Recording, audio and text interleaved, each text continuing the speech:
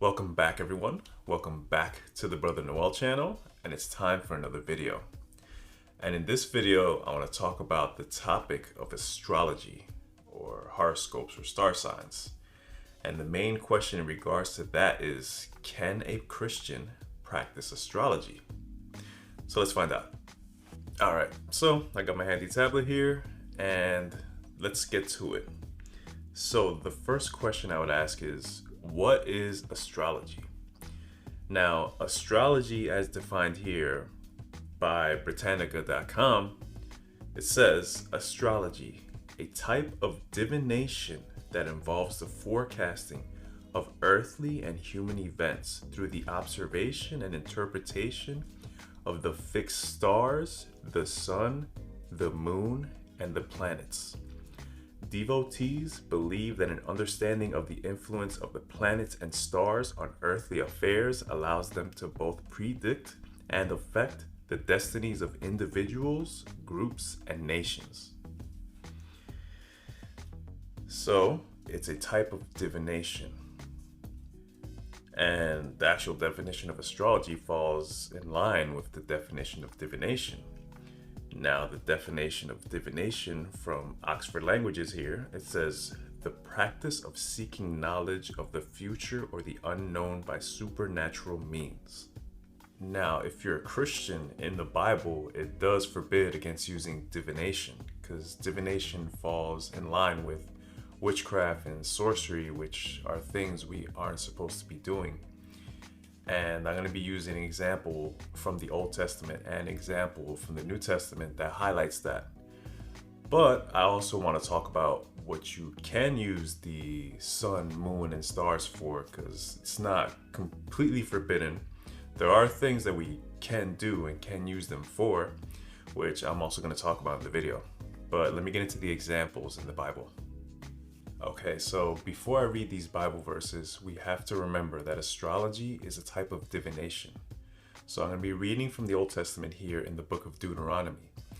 And it states, it states, let no one be found among you who sacrifices their son or daughter in the fire, who practices divination or sorcery, interprets omens, engages in witchcraft, or casts spells, or who is a medium or spiritist, or who consults the dead.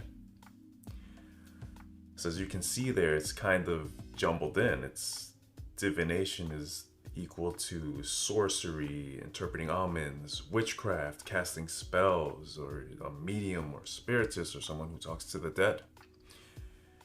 And I want to correlate that with a verse in the Bible in the New Testament, towards the end of it in Revelations. And it says here, this is a passage that states who will be going to hell, unfortunately. But let me read here.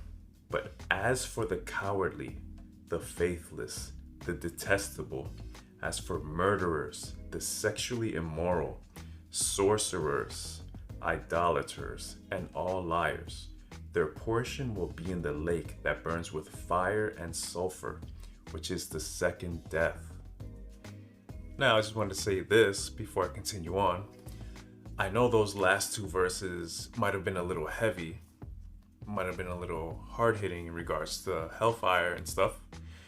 And I just wanted to say, if you're a Christian and you believe in Jesus Christ, you don't really have to worry about these things, because if you believe in Jesus and what he taught, and he's in your mind and your heart and your soul, you're not going to have a desire to really do any of these things. And yeah, that's the gift of Christ. You're going to slowly transform. You're going to be a new creation, as it's stated in the Bible. And you're not going to be seeking to do divination and sorcery and all these other signs. But with that being said, I do want to get into what you can do in regards to the sun, the moon, and the stars, what you are actually allowed to do in regards to that.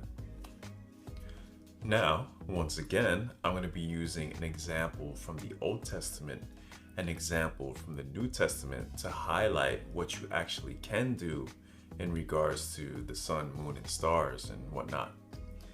Now, this is from a passage from the book of Genesis, the very first book in the Bible, which is in the Old Testament. And it says here, "And God said, let there be lights in the firmament of the heaven to divide the day from the night, and let them be for signs and for seasons and for days and years." So it is said that we are to use them for signs, for seasons, for days, and for years. And when I think about it, we use the sun, moon, and stars practically every day of our life, whether we realize it or not. An example I can think of is my watch. I believe back in older times, they would use a sundial to measure time. Like they would place a marker on a circular structure, and the sun would cast a shadow, and they would kind of use that to determine the time of the day. Or another way they use that as a sign is travelers would use the stars to guide them at night. And that's actually the example I'm going to bring up in the New Testament. Now, the example that they use the stars as a sign in the New Testament, well, as a sign of like direction and travel, I should say, in the New Testament, is here in the book of Matthew in regards to the wise men visiting Jesus when he was born. Now, here in Matthew 2, it states, "Now after Jesus was born in Bethlehem of Judea in the days of Herod the king, behold, wise men from the east came to Jerusalem, saying, Where is he who has been born King of the Jews? For we have seen his star in the east and have come to worship him." So these wise men saw Jesus' star in the east and they followed it to come and worship him. They used it as a sign of direction for their travel. Now, circling back to astrology, and can Christians use it? Can they use the sun, moon, and stars to determine personalities and futures of people? No, it falls under divination and sorcery and witchcraft. But they can use the sun, moon, and stars for signs and for seasons and for days and for years. And yeah, that sums up the video. I hope you guys learned something valuable, and I hope you have a great day. So God bless, take care, and I hope to see you in the next video.